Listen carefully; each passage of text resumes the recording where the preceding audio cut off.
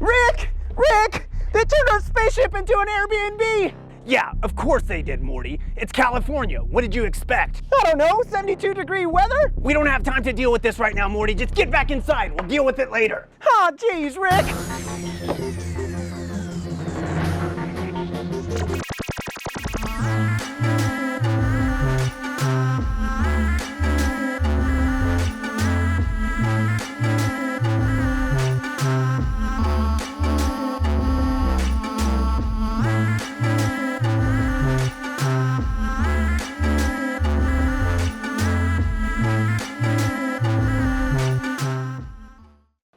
Hey everybody, welcome back to another episode of Robuilt.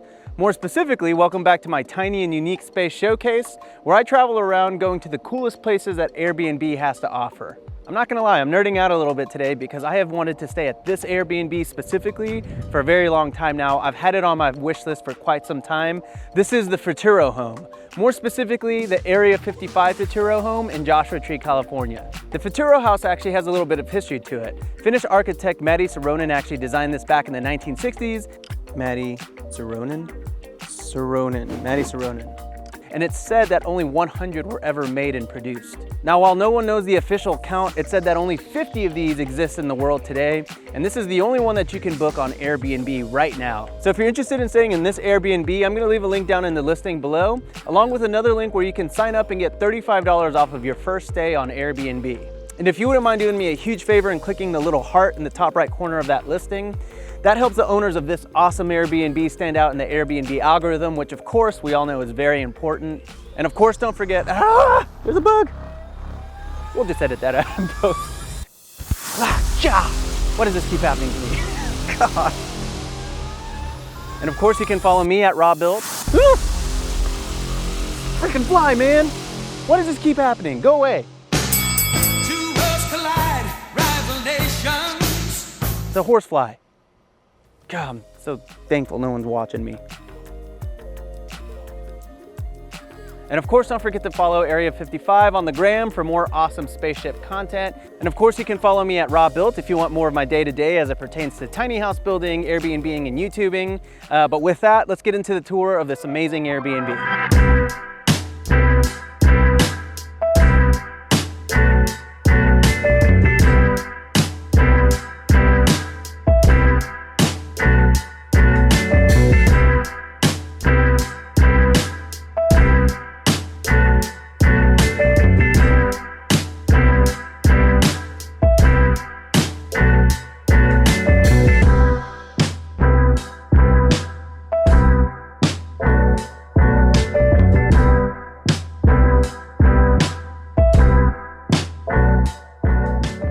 Right off the bat, what I'm loving about this entire setup is that it really does feel like we're in a secluded area here.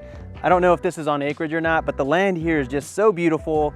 Nothing but Dwayne Johnsons everywhere, and you guys know how I feel about my Dwayne Johnsons. I'm such a sucker for a nice big boulder in front of a property, so very nice touch, and I really like how they've lined the property with these Dwayne Johnsons.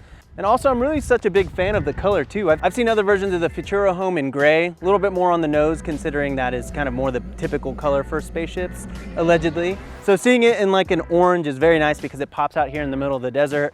We could see this thing like a mile away when we were driving here, and we were just giddy on the way here to see this because it is such a stunning little croissant. You know what I'm saying? So I'm excited to show you the inside. Let's go check it out.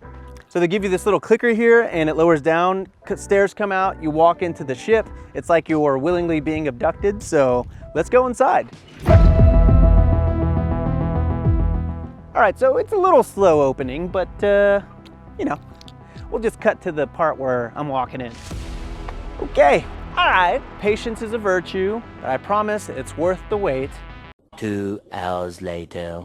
All right, a little slow, but it is worth it, I promise. Let's head inside and check out the place. And before we do, I'm gonna do what I always do. If you wouldn't mind hitting the like button, it does help me out with the YouTube algorithm. And go ahead and probe that subscribe button too while we're at it. And I'd encourage you to stick around until the very end because I'm gonna be doing a really quick financial analysis of this property, talking about how much it might cost you to get into a similar property and how much money it can make you in passive income were you to invest in something like this.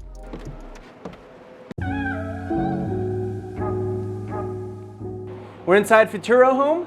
Welcome back to Act 2 of the show. I'm your host, Ira Glass. In today's episode, we ask, is life bigger than Earth? From WBEZ Chicago. Is that a bad impression? I'm Ira Glass. Full disclosure, I spent entirely too long on that bit. So we are inside the Futuro home. It is 520 square feet. So as you can see, it's not very small in here. I mean, just based on how I'm extending my arms here, I've got at least 10 feet on each side. Maybe a little bit more, maybe a little bit less, but 500 square feet definitely gives the connotation that it's a very tiny space. But really, when you have a really big open circle, it's actually quite large. So right off the bat, you're gonna see that they basically have 360-degree windows on the entire interior of this house, which is super awesome because the land itself is super scenic and the topography is awesome. You can see mountains and different rocks and Joshua trees.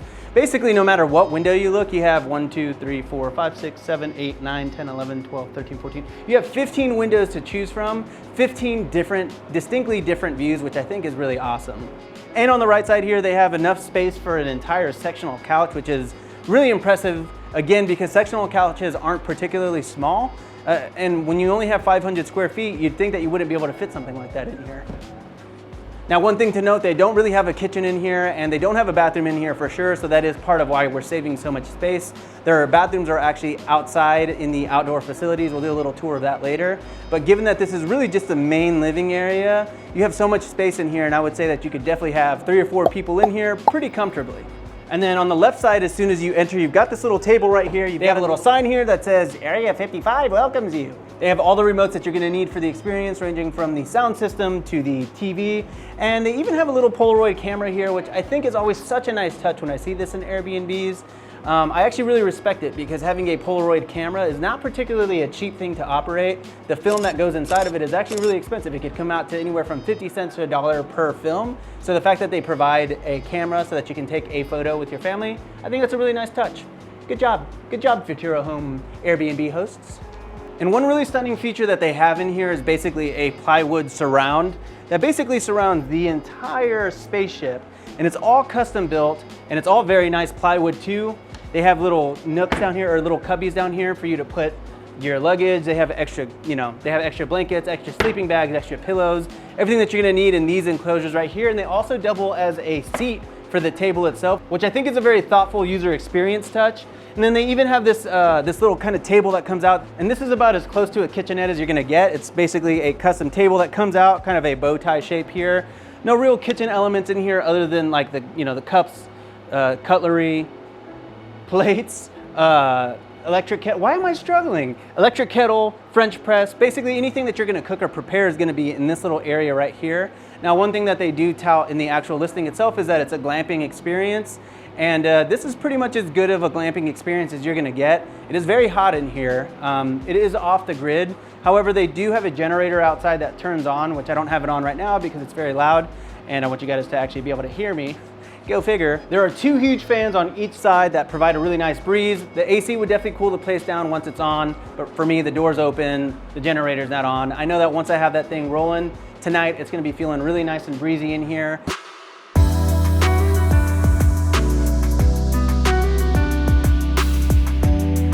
But at the moment, it is a little warm because it is very warm outside, and that's fine. I was ready for that. The hosts of this Airbnb have done such a good job at over-communicating what to expect that there's very little room for disappointment. The only people that are gonna be disappointed in this experience are the people that did not read the listing.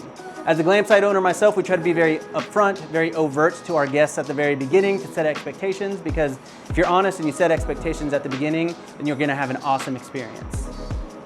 Moving on to the bed, we have a queen-size day bed right here. Personally, I would have preferred a regular bed as I think that it would still fit the space just as well, but I think that they do it just so that it serves as another couch in here too. And either way, I always go with full-size beds in my Airbnb, so the fact that they've been able to accommodate a queen-size bed, I think that's pretty cool. I'm starting to learn now that having a big bed is something that is super, super important to most people, so the fact that they're able to get a queen-size bed in here, thumbs up from me. And over here they have a full-size propane heater, which only an alien would use that right now. Definitely you would use this in the winter. It actually gets pretty cold in Joshua Tree, so it's nice to have that. This would no doubt heat the entire space. They've also got some alien art here to kind of fit the theme.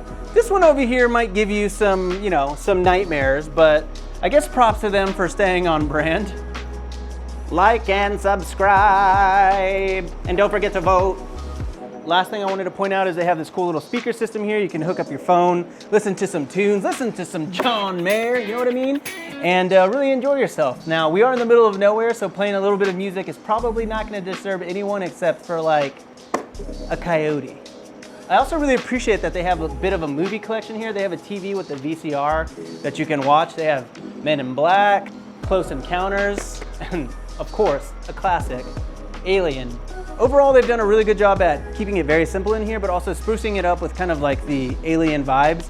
So it's really those little details that make an Airbnb stand out, especially if it's a themed Airbnb like this one. So I always appreciate when a host goes out of their way to make little touches like that.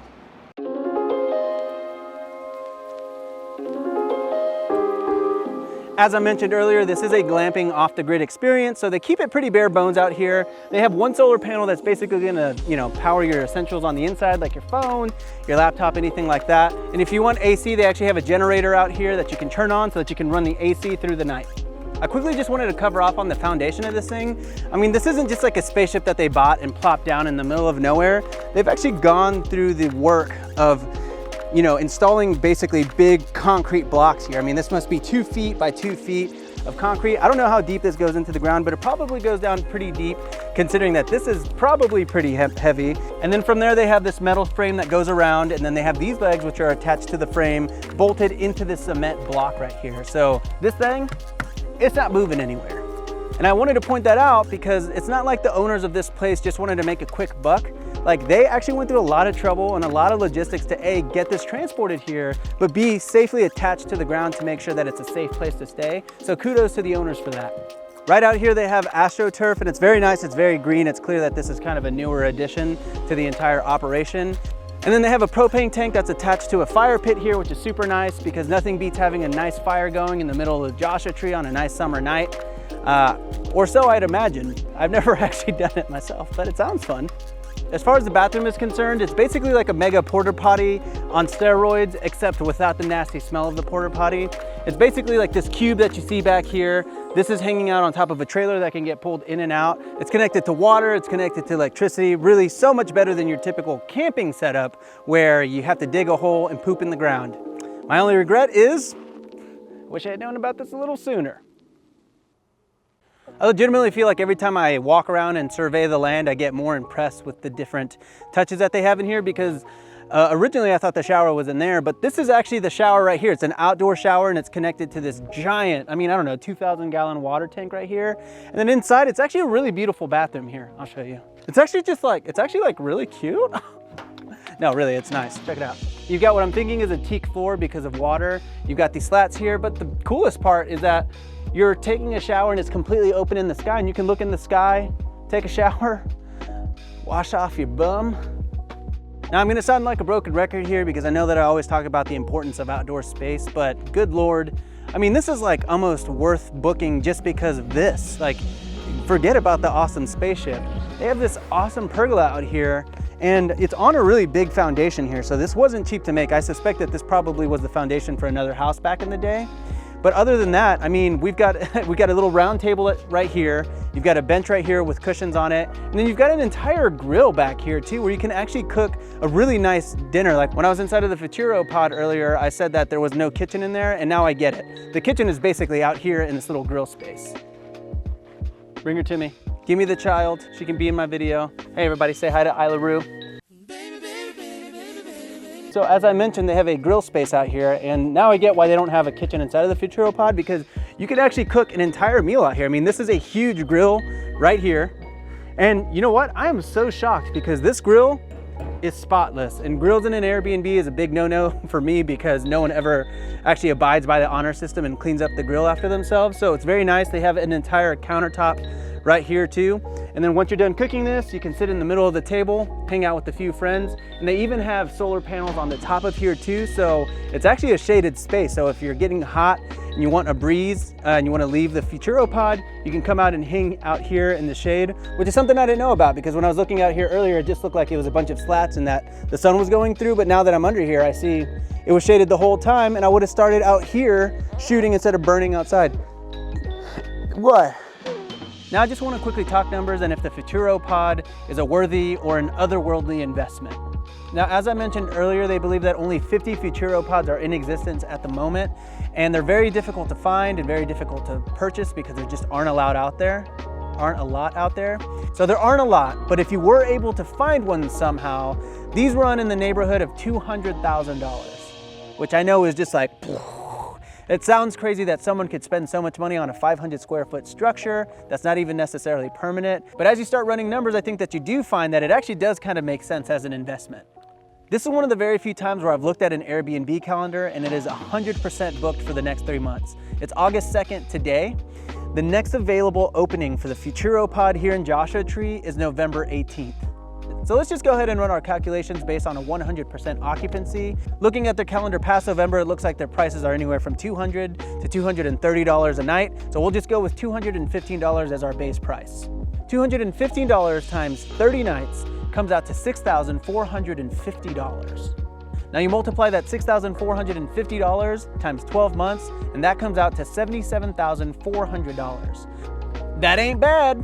That ain't bad at all. That ain't bad at all. And I don't mean to make it sound like all rainbows and butterflies, because there are definitely expenses that are involved with running an operation like this. I mean, they have a water tank there, they have propane, they need people to come out and maintain and repair different things. But I would say that even with those expenses, they're probably pocketing a pretty decent amount as an investment. Let's just say that the expenses come out to $27,400, which again is just an estimate on mine. I actually don't necessarily think that they're spending that much. That would still leave you with a profit of $50,000 a year, meaning that if you bought this for $200,000, you're recouping this investment in 4 years. And then after that, you could be making $50,000 a year on residual income, which is a salary. Now let's just put this in mortgage terms, which I'm not necessarily sure would really make sense for this. This might be a cash or deal. I'm not sure you can find a bank that would underwrite this. But let's just say that you did. You spent $50,000 on land, $200,000 on the Futuropod. That means that your mortgage would be about $1,400. And we know that you make about $6,400 in revenue every month, meaning that your profit after your mortgage is $5,000 a month, or $60,000 a year, which again is a salary. So if you're very good at cutting expenditures, keeping costs low, this could be a very profitable operation.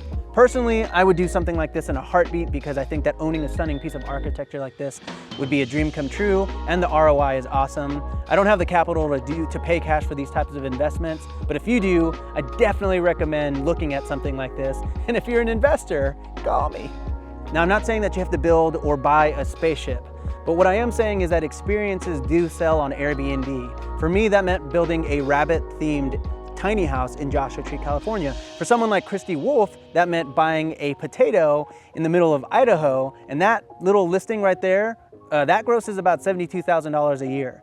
So at the end of the day, if you have a very cool experience, if you have a listing that you put a lot of love and passion into, or a themed listing that people are gonna remember, the money's gonna follow. This could mean refurbing an airplane, or a boat that you can put on land, or a school bus. Whatever it is, you can get really creative, and people are really just craving that unique experience. I really believe that anybody can do this, but it's really about sorting through those finer details, you know, like who's gonna clean, who's gonna refill your water tank, who's gonna fix your solar panels if they break down. And those are details that people don't want to ever figure out, and so they don't ever do this kind of thing for themselves. But if you are willing to get into the weeds and willing to figure these processes out, you can make a lot of money doing this. If you're interested in building a tiny home, or starting an Airbnb business, or refurbing an airplane, but you don't know where to start, I do consulting now, so I'll leave my email here for you. Feel free to shoot me an email. We can talk through options for you, get an action plan put together for you, and take the steps that you need to take to get started in this business. With that, I'm gonna end today's episode. I hope you liked the Futuropod. And let me know which one of my tiny and unique showcases has been your favorite so far. Again, don't forget to like and subscribe, but I'll catch you on the next episode of Robuilt.